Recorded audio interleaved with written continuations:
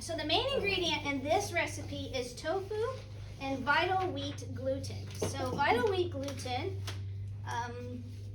is basically flour, but it's the protein part of the flour. So in a kernel of wheat, there is, the germ and the endosperm and others, these different components of it. This is the protein form of it, protein part of it, which means that anything that is made with it is very high in protein. And a lot of people wonder, as a vegetarian, how can you get enough protein? So soy is a high form of protein, and vital wheat gluten flour is another. In fact, it says right here on the package it's 70 to 80% protein. Okay. So you get lots of protein using this. Sometimes you'll find in recipes or at the store, or sometimes I've seen it at restaurants, things that are made with seitan. That's another term that means it's made with this. Okay. So that's the one ingredient. The other ingredient is tofu, and this is, of course, a soy product as well, where the soybean has been cooked, and then it's usually used in a lot of Asian dishes. Now I am pressing my tofu. This is a tofu press. This is such a cool little thing. But tofu has a lot of water in it, and even though I bought the extra firm, there's still a lot of water because it's packaged in water.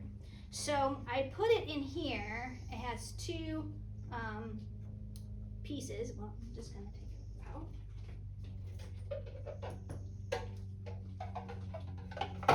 Throw it in here.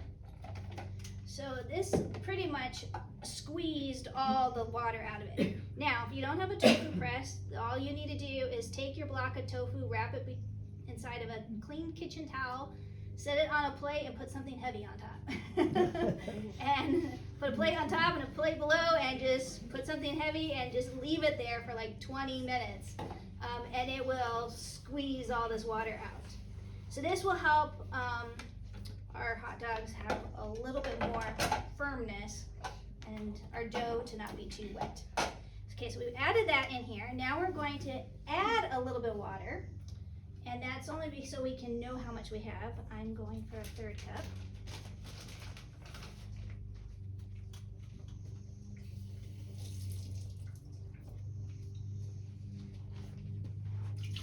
Okay. And then we're going to start putting in all of our flavorings. Now this recipe calls for 2 tablespoons of oil. It's not very much, but if you are going oil-free, just leave it out. This is using an avocado oil. I really only use avocado oil and olive oil and coconut oil. Those are the only oils I ever use. They're better for you if you're going to use oils. Then we have 2 tablespoons of ketchup, or you can use barbecue sauce.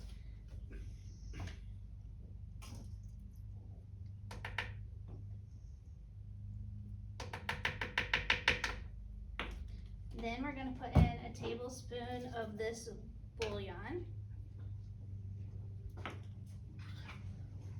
And I'm going to kind of estimate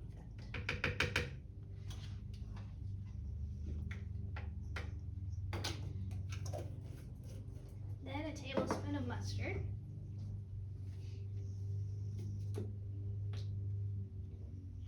It's a lot of ingredients. Way more than I normally put in a recipe, but we are creating flavor. And then our soy sauce. That. Then an apple cider vinegar. 2 teaspoons of this. I'm gonna go a little bit less than that 1 tablespoon. The next one is nutritional yeast flakes. This is another staple in my kitchen. So this is a dried yeast. It's not like a baking yeast, so it's not to be confused with that, but it's very high in B vitamins, especially vitamin B12, which is very important to get if you don't eat much meat or dairy. And it has kind of like a little bit of a cheesy flavor to it. I use this actually a lot in my non-dairy cheese recipes. It's very good on popcorn too. I put it in my Parmesan, my own homemade Parmesan. So I'm putting 3 tablespoons of that.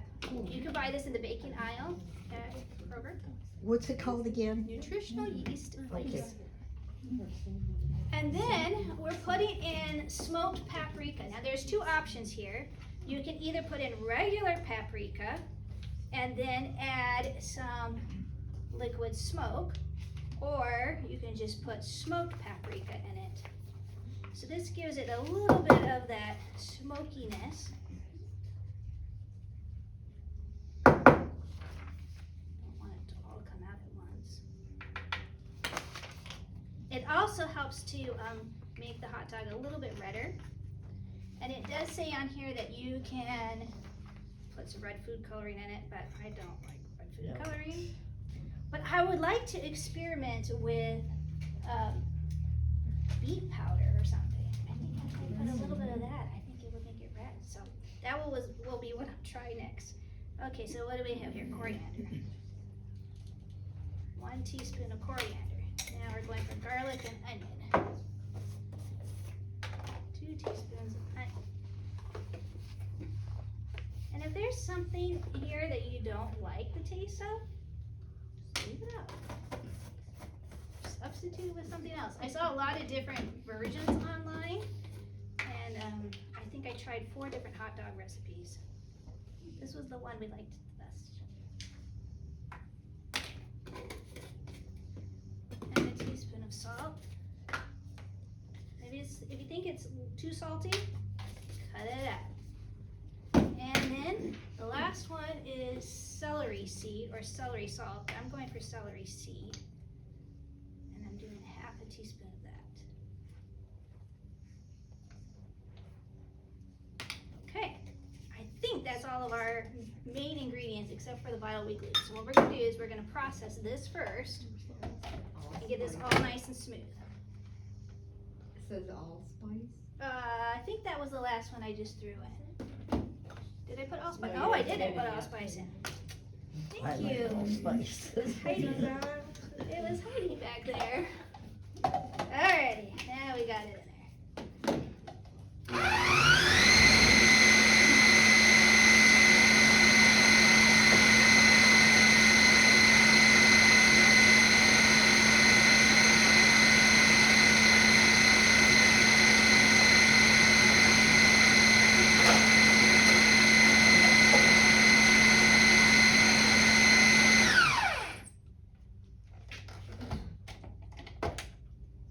Now, if you don't have a food processor, This can be done in a blender. okay. This part could be done in a blender. I think it's soft enough, you probably wouldn't have any trouble blending this. So the next part where we add the Vital Wheat gluten, that you would not be able to do in a blender. So what you would do is just take this all out, put it in a bowl, and add your Vital Wheat gluten to the bowl and mix it by hand. And then you might later need to mix it, with a spoon, and then you might have to mix it with by hand. It can work. You don't need the food processor. Okay, now we're adding our Vital Wheat gluten.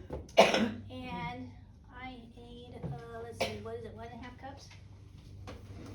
If not, I'll just try it out. Perfect. Awesome. Half cup here, so I'll do 3 of those.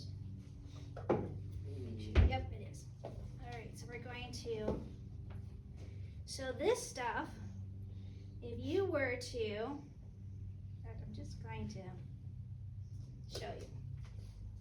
You add just a little bit of water to it. It gets very stretchy and sticky. See the texture there? Oh, yeah. This is what's creating these are the gluten strands that create the meaty version, okay? So that's what happens as soon as water gets, or liquid gets added to this. It starts to create that gluten strands. And the more you mix it, the more of that develops. And if you do too much, it can start to get a little stiff. But we aren't going to be mixing this for very long. So we're going to turn this on. And what we're looking for, we may have to add a little bit more, depending on how much water came out of your tofu. What we're looking for is for all of that flour to be incorporated and for it not to be sticking to the whole sides, but kind of pull away. Kind of like when you make bread, you kind of wait until the bowl kind of wipes clean and then you know you add enough flour. Kind of same idea.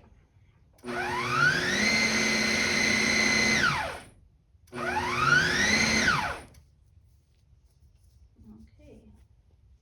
It's not liking me.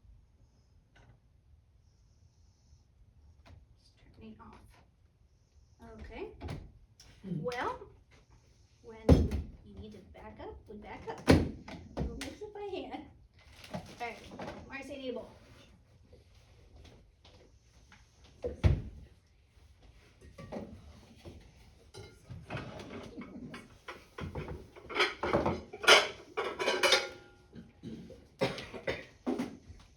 Perfect. Okay. So we can dump it all in here. It's already quite mixed up. I don't think I'm going to need to add any extra flour. And every time it's sometimes slightly different. Yeah, this is pretty good.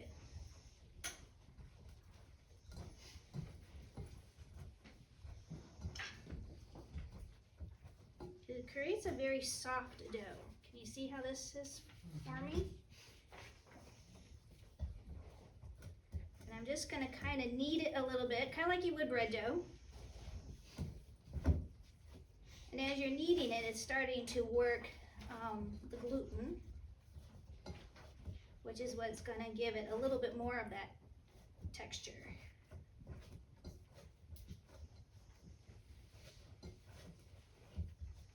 Okay.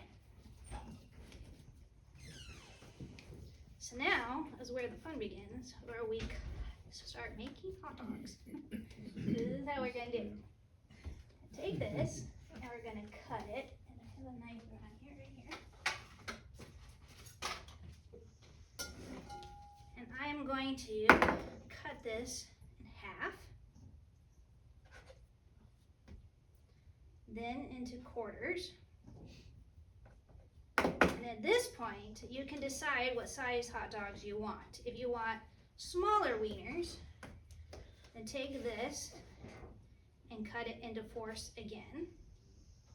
If you want larger, like jumbo size, then cut it into thirds. Okay, so this is one hot dog right here, 1/4. So what we're gonna do is start shaping it. And it's very soft and very pliable. And I'll sometimes just roll it out to get it nice and pretty much even.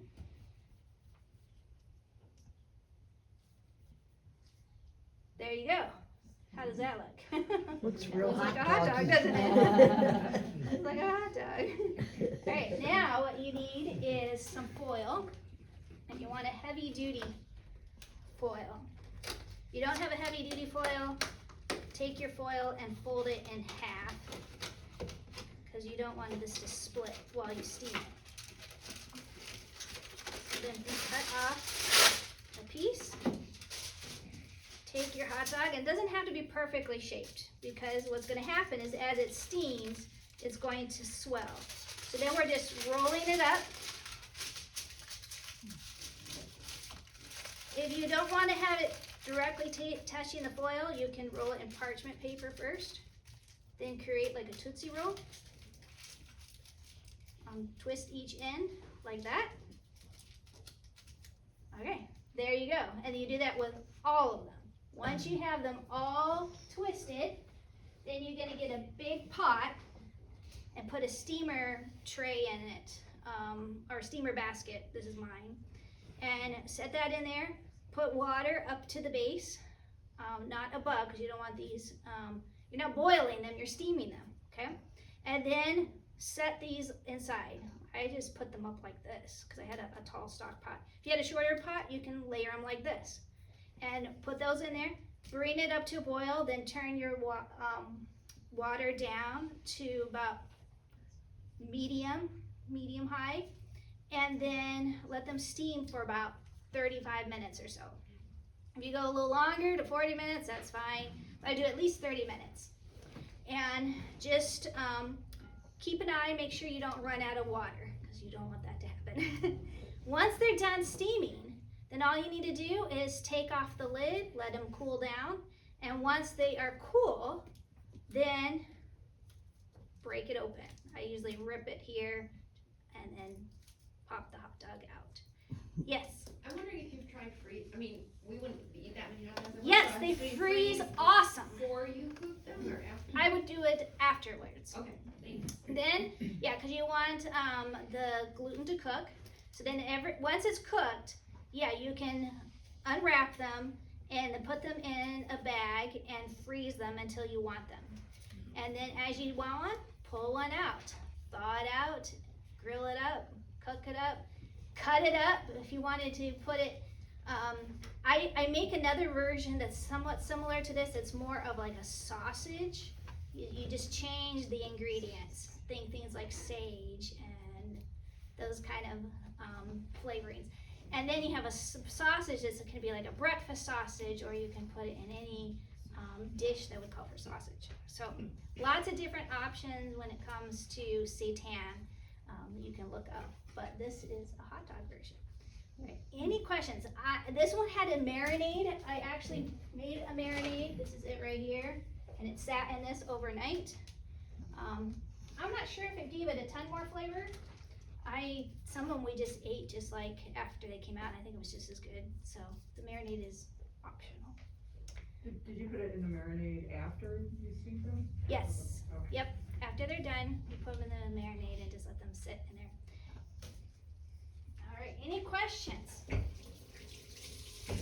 on that? When you make sausage out of that similar idea, Yeah. do you still form it, or do you make patties, or what do you do with that? I still form them because I'm making like round sausages, Okay. but you could maybe try the other. I haven't done that. This is easy because you're just rolling and twisting the ends.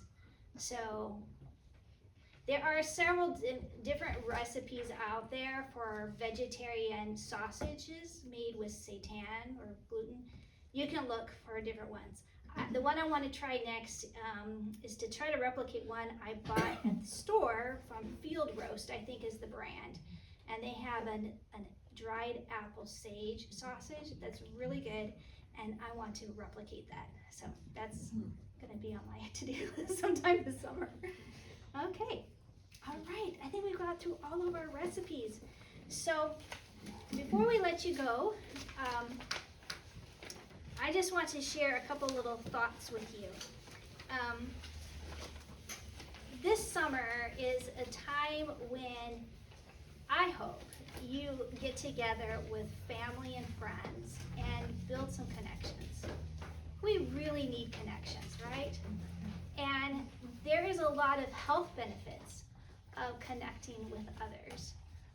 There's a lot to talk today about mental well-being, emotional well-being, and a lot of that is having friends and connecting with people. And even those of us who tend to be more introvert, we think, oh, I don't need to be around people. We actually benefit too by getting together with others. It doesn't mean you have to talk the whole time, but just being with others and having fellowship is very, very important. When you open up a Bible, and in the very first chapter is the book of Genesis. And in chapter 2, verse 18, it says, "The Lord God said, it's not good that man should be alone. I will make him a helper comparable to him." I just think that's beautiful that God recognized we needed companionship. And so in a perfect world, before evil or sin even came into it, God said, it's not good to be alone. Adam needs a friend. And so I'm going to make a helper, someone comparable to him. And so he created Eve to be his wife and his companion and his friend.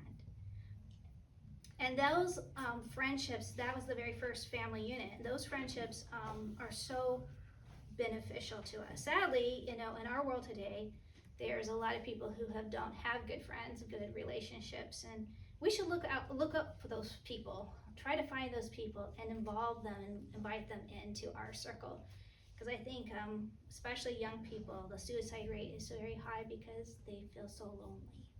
And the funny thing is that we are like the most connected social media wise than ever before, and yet people feel more lonely than ever before, which means that a lot of those friendships or relationships are very superficial. The Bible also tells us that there is one relationship that is more important than any other and that will always last, and that is the relationship that our God and Creator wants to have with us. And Jesus is a friend that will never fail you. I'm sure you've had some friends that weren't there for you when you really needed them. But Jesus is a friend who will always be there for you, always spend time with you. He's perfect in love, he's present, he's powerful to help you in any needs you have. And in the book of John, chapter 15, verse 13 and 14, Jesus says, "Greater love has no one than this, that someone lay down his life for his friends. You are my friends if you do what I command you." So he said there's no greater love than for a friend to lay down his life for his friend. And that's exactly what Jesus did. He laid down his life for us to show us how important we are to him. That is the ultimate demonstration of love.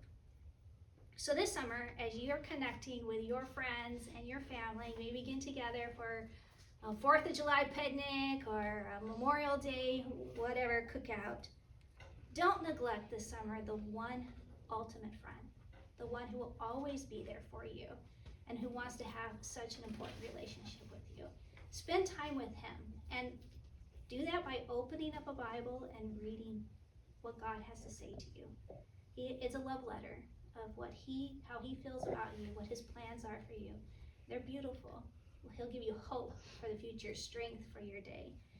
And connect with a church. This church is always open, and you're always welcome here. We meet here every Saturday morning for Bible study at 9:30 and church at 11. And then we have Tuesday night Bible study here at 7.